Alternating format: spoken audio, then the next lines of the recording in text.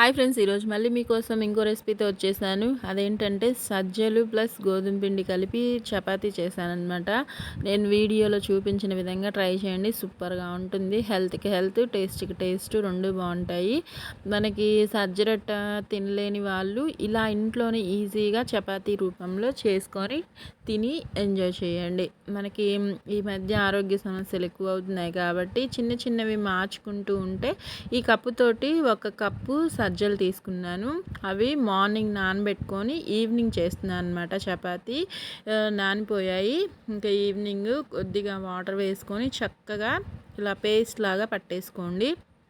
మనకి పిండి అనేది రెడీ అయిపోతుంది. దీనిలో మనకి సరిపడా గోధుమ పిండి వేసుకోండి, కరెక్ట్గా సరిపోయేంత.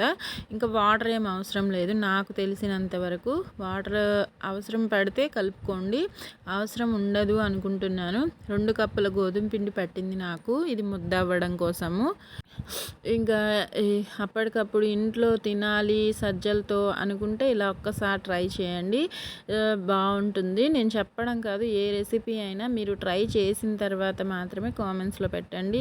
నేను చెప్తే మీకు వేరుగా ఉండొచ్చు. ఇలా ముద్దలాగా చేసేసుకొని ఒక్క స్పూన్ ఆయిల్ వేసుకుంటున్నాను. చపాతీలో వేసుకుంటాం కదా, మీకు నచ్చితేనే వేసుకోండి, ఆయిల్ అనేది ఆప్షనల్ అనమాట.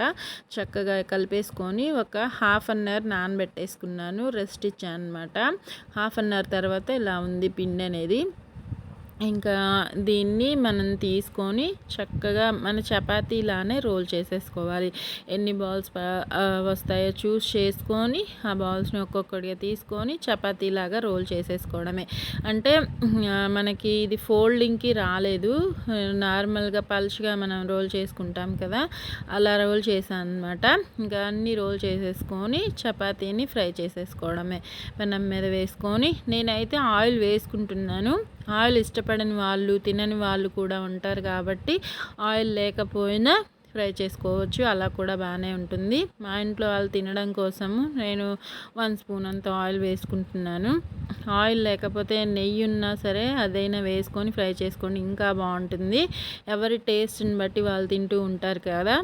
2 వైపులా బాగా ఫ్రై అయింది అనుకున్న తర్వాత ఆయిల్ ఒక 1 స్పూన్ వేసుకొని అది కూడా చక్కగా ఫ్రై చేసేసుకుందాము. 2 వైపులా అన్నీ అలానే ఫ్రై చేసేసుకొని మీకు నచ్చిన కర్రీతో ఎంజాయ్ చేయండి. సూపర్ హిట్గా ఉంటుంది, చాలా చాలా బాగుంటుంది. హెల్తీగా టేస్టీగా ట్రై చేసిన తర్వాత ఎలా వచ్చిందో కామెంట్స్లో పెట్టండి. నచ్చితే లైక్ చేయండి. Bye friends.